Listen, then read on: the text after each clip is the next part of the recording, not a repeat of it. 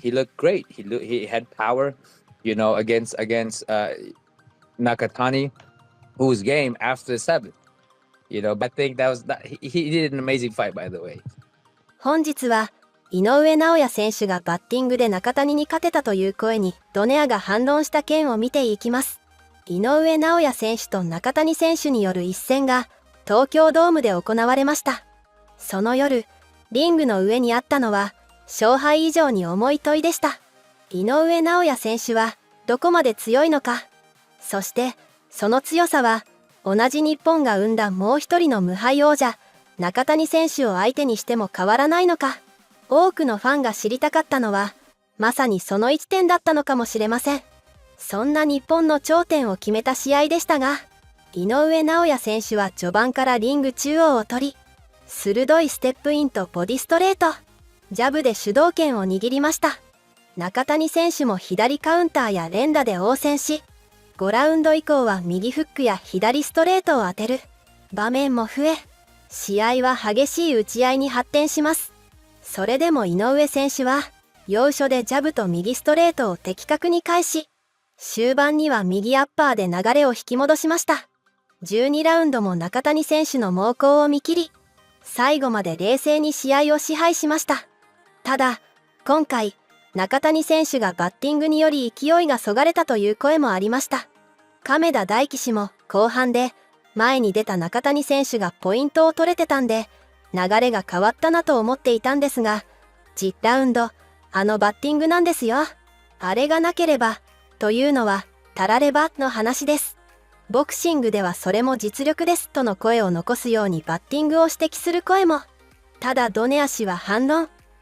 Really closing his eye and touching his eye a lot. Matt, do you want to reply to the comment? The headbutt really did a big thing. I mean, those are really hard. You got no paddings in there when you hit bones to bones. One thing that I know, I feel like the Japanese need to drink more milk, man, because they be breaking the face, but I think the headbutt really caught that really made the whole game plan for Junto. Yeah, and anyway, let's be honest, he got a big ass head. I know that shit hurt. I know Hey, that shit he fought hurt. well Anyway, though, got a but big ass head. you can see the difference between the younger Inoue and this Inoue. His chin is up there. He get caught with things, and he gets a little bit more reckless than how he was when he was younger. I mean, he's very confident for sure, but you see when he attacks, his chin is up there, and this is why sometimes when you time him right, he'll go down. But that's the part of being experienced. Is sometimes you're just confident, and sometimes you let yourself open for shots, and unfortunately, fortunately, Nakatani couldn't land or time it properly. Yeah. I mean, I think he's gonna end up kicking himself for not either properly warming up or just I don't know, man. He gave away way too many early rounds. He's gonna be kicking himself. I mean, Mike, this is what we saw, right? That's what the sparring kind of looked like, right? He kind of waited. Yeah, I really thought it was. I really thought it was a game plan, Matt. That's what he was gonna do. He was gonna get the second half. And the fight. I also think that they wanted to capitalize on Inoue jumping in. I think they thought that they could probably catch him coming in, but that's but Inoue was too quick. Yeah, I know that, but that's what I'm saying. That's the temperament the temperament they had in sparring. What we saw was he waited. He was very patient. He waited back, and the guy he fought was pretty fast-handed guy. And that guy was if you were scoring on points, right? Sparring, so that's not what they're doing. But if you were scoring on points, you'd be like, oh, well, that guy's winning because he's just beating him to the punch. And then when Juto would step it up, you would see Juto get to work. But that's when he would initiate, and that's why I was telling Mike. I said he can't fight this way because you can't wait back in a way. You're not gonna wait back and win the points. We saw early on anyway, like the OG's classic, get in, get out. He got in there, and then when Junto tried to counter, Inoue was already gone. He was swinging that air every single time. There was a funny moment in the fight where Inoue got in, got out, and Inoue was already out, and Junto tried to throw an uppercut to the body, and Inoue paused like he was taking a picture. Like, hey, I'm already gone, buddy.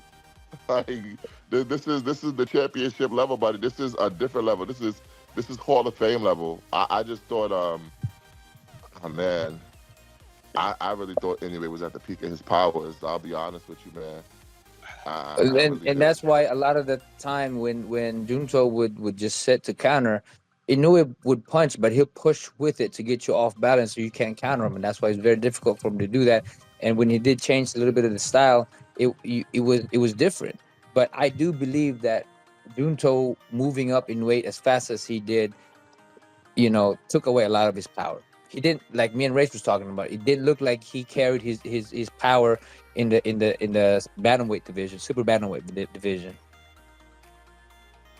Yeah, well, but here's the thing about that, right? So he moved up to super bantamweight. You're fighting a lot of guys that's used to getting hit by these guys, so it might not carry the same way anyway. It's not like Inoue is a guy that just moved up with him. Inoue moved up years ago. Inoue's been getting hit by people like Nonito Donaire and Luis Neri, like guys that could actually fucking punch. So I think Junto's power, whatever advantage we thought he was going to have, like Naoya Inoue has seen that before. He's felt that before. Right. And I thought Naoya Inoue knew that going in there. Like, to me, the only way Junto was going to win was through a war of attrition, where he would throw so many punches, let them hands go, where he could wear the older fighter down. I thought that's where he had to win the fight at, and I just don't think that was the strategy going into the fight. And to me, that's, hey, I know we always say it's the fighter's fault, but that's on the trainer. That was the wrong strategy going into the fight. So we do have a couple comments from the listeners that I wanted to get to. I see Josh Frudar Boxing says he doesn't want to see Inoue versus Bam. He wants to see Inoue at featherweight next. And Hefe says that Junto was definitely nervous. I don't think he was nervous in the sense of the fight. Yeah, I think, well, first of all, I think everyone has some type of nerves going into any fight. But I don't think he was, like, nervous. And Twan is asking, is there any reason why why Inoue didn't throw more body shots throughout the fight? Yeah, he's counter the head. Big-ass long guy. Yeah. Matt, do you want to respond to the question from Basquiat in the YouTube comments? I'll bring it up. I'm not looking at the comments. I'll bring it up on the screen here for you. So if you're not sure Bam beats Junto, why would he take that fight instead of the bigger fight with Inoue? Because he has to do what I guess Shakur Stevenson is making on Shaqy Foster do. He's gonna have to fight his underling before he gets to the final boss. That's why. Yeah, but that's not the case, right? Like I said, if Bam wants that fight will get made. Inoue would take that fight right. Listen, that's what I'm saying. I think Inoue might break his hand and rush him to sign for that fight. That was a great fight for Japan. That was an amazing fight. You can see the difference in levels. Sometimes we expect so much in big fights, but that was an amazing chess match, and they had to adjust. It wasn't just the same thing over and over. They had to adjust. They had to make things happen. Both guys are a tremendous fighter, and Inoue did his thing today, and he looked great. He had power, against Nakatani, who was game after the 7th. But I think he did an amazing fight, by the way. He did an incredible fight. Yeah, he looked very good. Yeah. And you know what? Let's put a bow on the main event, and we'll get to the card real quick, and then we'll move on to tonight's action. Ezra, what's next for Naoya Inoue? I think it's going to be 126, and I think that there's a lot of fights in there that people would be interested in. I think that there were points where I thought he did struggle in this fight, right, or at least look human in this fight, and I think that's only going to help the styling power, because you're going to say 126 guys would be too big, and then he's slowing down a little bit and all those things, but I think he's going to have a lot of success at that weight as well. So I think 126 is it. There's a lot of guys lined up there, a lot of interesting fights, and he could make his run there. Okay, all right. このようにドネアはバッティングがあったものの、そもそもスピードが違ったと擁護していました。また中谷選手も試合後の会見で、5万人の前で戦えてよかったです。いろいろなことを想定して準備してきたので驚きはなかったのですが、さすがチャンプ。ボクシングを作っていくのがうまかったです。とバッティングについては触れず、経験の差が出たとコメント。また、がん過程についてもバッティングではなく、パンチによるものとしていました。以上、今回は井上尚弥 vs 中谷に集まった海外反応をまとめてみました。ぜひ今回の試合結果への皆様のご感想もコメント欄で教えてください。